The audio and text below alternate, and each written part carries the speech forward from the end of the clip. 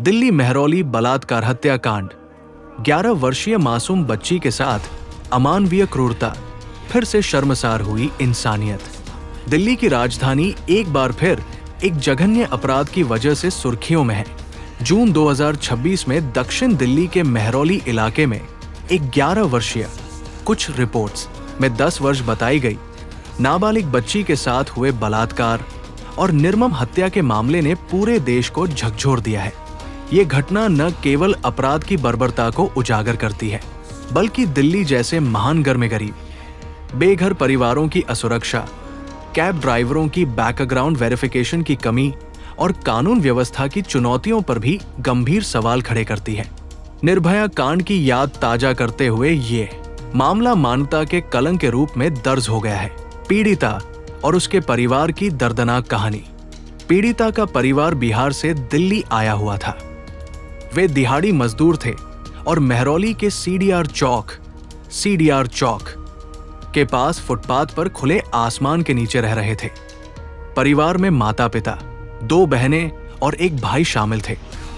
बच्ची गुब्बारे बेचकर परिवार की आर्थिक मदद करती थी। उनके पास रहने की कोई स्थायी छत नहीं थी, इसलिए रात में फुटपाथ ही उनका सहारा था।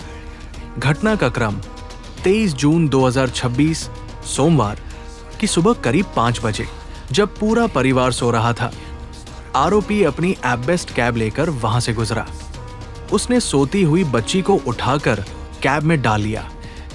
बच्ची की चीख पापा सुनकर उसके पिता जाग गए और लाठी लेकर पीछा भी किया, लेकिन कार तेज रफ्तार से भाग गई। परिवार ने तुरंत पुलिस को सूचित किया और पीसीआर कॉल दर्ज कराई। आरोपी और अपराध की बर्बरता। आरोपी का नाम बबलू, असली नाम बाशु कुमार सिंह या बशु कुमार सिंह है। उम्र करीब 25 से 29 वर्ष। वो बिहार का रहने वाला है और एक राइड हेलिंग ऐप जैसे उबर ओला पर कैब ड्राइवर के रूप में काम करता था। अपराध का विवरण। आरोपी ने बच्ची को करीब 18 से 20 किलोमीटर दूर गुरुग्राम फरीदाबाद रोड के जंगली और सुनसान इलाके में ले जाया। वो नशे, नारकोटिक्स के प्रभाव में था। वहां उसने बच्ची के साथ बलात्कार किया। इसके बाद गला घोंटकर स्ट्रैंगलिंग विद टॉवेल हत्या कर दी। कुछ रिपोर्ट्स के अनुसार उसने छाती पर पत्थर मारकर भी हमला किया। शव को जंगल में फेंक दिया। अपराध के बाद आरोपी ने सामान्य जीवन जीना जारी रखा। वो दूसरे पैसेंजर को ड्रॉप करने चला गया, जैसे कुछ हुआ ही न हो। आरोपी का बैकग्राउंड। बिहार में उसके खिलाफ पहले से 4 से 5 आपराधिक मामले दर्ज हैं, जिनमें ज्यादातर सेक्सुअल असॉल्ट के हैं। वो शादीशुदा है और बच्चे भी हैं। पूछताछ में उसने जुर्म कबूल किया, लेकिन कोई पछतावा नहीं जताया। ये क्रूरता किसी भी सभ्य समाज में कल्पना से परे है। एक निष्पाप, सोती हुई मासूम बच्ची को नींद से उठाकर इस कदर यातना देना और फिर हत्या कर शव फेंक देना। दिल्ली पुलिस की त्वरित कार्रवाई। पुलिस ने घटना की सूचना मिलते ही 20 से ज्यादा टीमों का गठन किया। सैकड़ों सीसीटीवी फुटेज का विश्लेषण किया। जीपीएस डेटा, टेक्निकल सर्वेलेंस और अन्य साक्ष्यों का इस्तेमाल किया। गिरफ्तारी। घटना रिपोर्ट होने के मात्र 4 से 6 घंटे के अंदर आरोपी को विकासपुरी क्षेत्र से गिरफ्तार कर लिया गया, जबकि वो पैसेंजर ड्रॉप कर रहा था। कैब में खून के निशान और अन्य सबूत मिले। मुठभेड़ की घटना मंगलवार 24 जून 2026 शाम को पुलिस आरोपी को crime scene Gurugram Faridabad road पर घटना का पुनर्निर्माण रिकंस्ट्रक्शन कराने ले जा रही थी। आरोपी ने भागने की कोशिश की। एक पुलिसकर्मी की पिस्तौल छीनने का प्रयास किया। पुलिस ने आत्मरक्षा में गोली चलाई, जिससे आरोपी की टांग, बाएं पैर में गोली लगी। वह मार गया चिल्लाता रहा।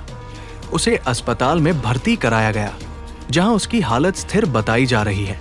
कानूनी पहलू और आरोप। मामले में पॉक्सो एक्ट, बलात्कार, अपहरण और हत्या के गंभीर धाराओं के तहत एफआईआर दर्ज की गई है।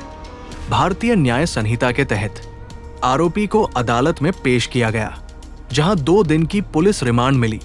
शव का पोस्टमार्टम पूरा हो चुका है और फॉरेंसिक रिपोर्ट का इंतजार है। समाज और व्यवस्था पर सवाल। ये कांड कई गहरे मुद्दों को सामने लाता है। 1. बेघर परिवारों की असुरक्षा। दिल्ली में हजारों गरीब परिवार फुटपाथ पर रहते हैं। रात में उनकी सुरक्षा शून्य है। बच्चों पर खतरा हमेशा मंडराता रहता है। 2 डॉट कैब ड्राइवरों की वेरिफिकेशन। ऐप बेस्ड कंपनियां अक्सर पुलिस वेरिफिकेशन में ढिलाई बरतती है। आरोपी का क्रिमिनल बैकग्राउंड होने के बावजूद वो ड्राइवर के रूप में काम कर रहा था। 3. बढ़ती बर्बरता। नशा, मानसिक विकृति और कानून के प्रति भय की कमी अपराधों को बढ़ावा दे रही है। 4. पुलिस की कार्यक्षमता। इस मामले में पुलिस की तेजी सराहनीय है, लेकिन ऐसी घटनाएं रोकने के लिए पूर्वव्यापी उपायों की जरूरत है, जैसे बेहतर street lighting, patrolling, CCTV coverage और गरीबों के लिए आश्रय। परिवार की पीड़ा। पीड़िता की मां रो रो कर इंसाफ की गुहार लगा रही है। पूरा परिवार सदमे में है। आरोपी के परिवार ने पुलिस पर फंसाने के आरोप लगाए हैं, जो जांच का विषय है। निष्कर्ष और अपील। ये मामला हमें याद दिलाता है कि समाज को मिलकर लड़ना होगा। सख्त कानून, तेज न्याय, अपराधियों पर नजर और गरीबों के कल्याण की योजनाओं का सही क्रियान्वयन जरूरी है।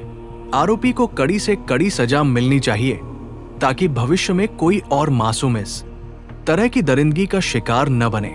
शोक संतप्त परिवार के प्रति गहरी संवेदना। दिल्ली पुलिस की सराहना करते हुए हम आशा करते हैं कि जांच निष्पक्ष और पूर्ण होगी। नोट: ये जानकारी सार्वजनिक समाचार रिपोर्टों पर आधारित है। जांच अभी चल रही है, इसलिए कोई भी अंतिम निष्कर्ष अदालत पर निर्भर करेगा। ऐसी घटनाओं से बचने के लिए जागरूकता और सतर्कता सबसे बड़ा हथियार है। अगर और कोई विशिष्ट पहलू, जैसे परिवार की स्थिति, कानूनी प्रक्रिया या समाज पर प्रभाव पर और विस्तार चाहिए, तो बताएं। न्याय मिले, यही कामना